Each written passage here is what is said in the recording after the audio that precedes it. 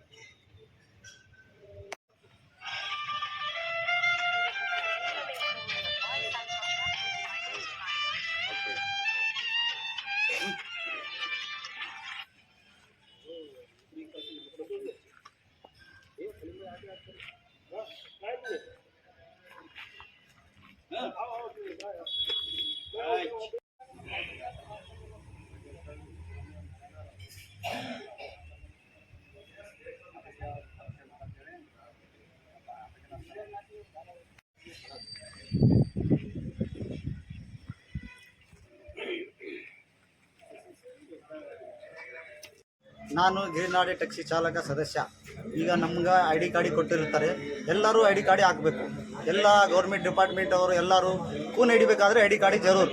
ಅದಕ್ಕೆ ನಮ್ಗೆ ಎಲ್ಲ ಗಿರಿನಾಡು ಟ್ಯಾಕ್ಸಿ ಚಾಲಕರ ಅಧ್ಯಕ್ಷರು, ಅವ್ರ ಉಪಾಧ್ಯಕ್ಷರು ಗೌರವ ಅಧ್ಯಕ್ಷರು ಎಲ್ಲರೂ ಕಲಿಸಿ ನಮ್ಗೆ ID ಕಾರ್ಡ್ ಕೊಟ್ಟಿರ್ತಾರೆ. ನನ್ನ ಹೆಸರು ಸಲೀಂ, ನಾನು ಗಿರಿನಾಡು ಚಾಲಕರ ಸಂಘದ ವತಿಯಿಂದ ಇವತ್ತು ID ಕಾರ್ಡ್ ವಿತರಣೆ ಮಾಡಲಾಯಿತು. ಎಲ್ಲರೂ ID ಕಾರ್ಡ್ ಮಾಡಿದರೆ ಎಲ್ಲ ಚಾಲಕರಿಗೊಂದು ಶೋಭೆಯನ್ನು ಕೊಡುತ್ತದೆ. ನನ್ನ ಹೆಸರು ಮಹೇಶ್, ನಾನು ಗಿರಿನಾಡು ಚಾಲಕರ ಸಂಘದ ಒಬ್ಬ ಸದಸ್ಯ. ಯಾದಗಿರಿ ಜಿಲ್ಲೆಯ ಗಿರಿನಾಡು ಟ್ಯಾಕ್ಸಿ ಚಾಲಕರ ಸಂಘದ ಎಲ್ಲ ಪದಾಧಿಕಾರಿಗಳು ಅಧ್ಯಕ್ಷರೆಲ್ಲ ಸೇರಿಕೆ ಏನಂತಂದ್ರೆ ಇದು ವಿಶೇಷವಾಗಿ ನಾವು ಪ್ರತಿಯೊಬ್ಬರು ID ಕಾರ್ಡು ಮಾಡಿಸ್ತಕ್ಕಂಥ ವ್ಯವಸ್ಥೆ ಆಗ್ಬೇಕಂತಕ್ಕಂಥದ್ದು ಇಂದಿನ ಸಭೆಯಲ್ಲಿ ನಿರ್ಧಾರ ತೊಗೊಂಡ್ರು. ಅದರಂಗೆ ಏನಂತಂದ್ರೆ ಇವತ್ತು ನಾಡ್ದು ಏನಂದ್ರೆ 15 ಆಗಸ್ಟ್ ಇರೋದ್ರಿಂದ ಧ್ವಜದ ಶಾಲುಗಳನ್ನು ಮಾಡಿ ಪ್ರತಿಯೊಬ್ಬರಿಗೆ ಏನದ 15 ಆಗಸ್ಟ್ ದಿವಸ ಪ್ರತಿಯೊಬ್ಬರು ಶಾಲನ್ನು ಧರಿಸಿ ಧ್ವಜಾರೋಹಣಕ್ಕೆ ಭಾಗವಹಿಸ್ತಕ್ಕಂಥ ವ್ಯವಸ್ಥೆ ಆಗಬೇಕು ಅಂತಕ್ಕಂಥದ್ದು ಮಾನ್ಯ ಗಿರಿನಾಡು ಟ್ಯಾಕ್ಸಿ ಚಾಲಕರ ಜಿಲ್ಲಾಧಿಕಾರಿ ಬಸ್ಸು ಕೊಡೋರು ಮತ್ತು ನಾವೆಲ್ಲರೂ ಸೇರಿ ಒಂದು ನಿರ್ಣಯ ತೊಗೊಂಡ್ವಿ. ಆದ್ರೆ ಒಳ್ಳೆಯ ನಿರ್ಧಾರ ಅಂದ್ರೆ ತಪ್ಪಾಗದ್ರೆ ಇಡೀ ಜಿಲ್ಲಾಡಳಿತಕ್ಕೆ ಸರ್ಕಾರ ಕಚೇರಿ ಜಿಲ್ಲಾಡಳಿತಕ್ಕೆ ಶೆಡ್ ಹೊಡೆದಂಥ ಕೆಲಸ ಯಾರು ಗಿರಿನಾಡು ಟ್ಯಾಕ್ಸಿ ಚಾಲಕರು ಮಾಡಿದಾರೆ ಅಂತಕ್ಕಂಥದ್ದು ನನ್ನ ಅಭಿಪ್ರಾಯ. ಯಾಕಂದ್ರೆ ಪ್ರತಿಯೊಬ್ಬರು ID ಕಾರ್ಡ್ ಹಾಕೋದ್ರಲಿಂತ ಎಷ್ಟೊಂದು ಅನುಕೂಲ ಆಗ್ತದೆ ಗೊತ್ತದ. ಪ್ರತಿಯೊಬ್ಬರು ID ಕಾರ್ಡ್ ಹಾಕೋದ್ರಿಂದ ಅವ್ರದ್ದು ಸಂಪೂರ್ಣ ಮಾಹಿತಿ ಸಿಗ್ತದೆ. ಆಮೇಲೆ ಇನ್ನೊಂದು ಯಾವುದೇ ಸಮಯದಲ್ಲಿ ಅಪಘಾತ ಆದ ಸಮಯದಲ್ಲಿ ಒಂದು ಪರಿಚಯ ಮಾಡ್ಲಿಕ್ಕೆ ಒಂದು ಅನುಕೂಲ ಆಗ್ತದೆ. ಮತ್ತು ID ಕಾರ್ಡ್ ಇರೋದ್ರಿಂದ ಅದರದ್ದೇ ಆದಂಥ ಒಂದು ಗೌರವ. ಆದರೆ ಕಚೇರಿಯಲ್ಲಿ ಇರ್ತಕ್ಕಂಥ ಅಧಿಕಾರಿ ಸಿಬ್ಬಂದಿಗಳು ಆಗ್ತಾ ಇಲ್ಲ, ಅದು ನಮಗೆ ಬೇಜಾರದ. ಯಾಕಂದ್ರೆ ಕೆಲವೊಂದು ಕಚೇರಿಯಲ್ಲಿ ಹೋದಾಗ ದಳ್ಳಾಳಿ ಯಾರು, ಅಧಿಕಾರಿ ಯಾರು, ಸಿಬ್ಬಂದಿ ಯಾರು, ಪ್ಯೂನ್ ಯಾರು ಅಂತ ಗೊತ್ತಾಗಲ್ಲ. ಅದು ನಮಗೆ ಸಮಸ್ಯೆ ಆಗದ. ಅದ್ರ ಸಲಿಗೆ ಇದನ್ನ ಟ್ಯಾಕ್ಸಿ ಚಾಲಕರ ಸಂಘದ ನಿರ್ಧಾರ ತೊಗೊಂಡ್ರೆ ಈ ನಿರ್ಧಾರದಂತೆ ಜಿಲ್ಲಾಡಳಿತ ಕೂಡ ಕಟ್ಟುನಿಟ್ಟಾಗಿ ಎಲ್ಲರಿಗೂ ಏನಂತ ID ಕಾರ್ಡ್ ವಿತರಣೆ ಮಾಡಲು ಮುಂದಾಗಬೇಕಂತಕ್ಕಂಥದ್ದು ನನ್ನ ಅಭಿಪ್ರಾಯ.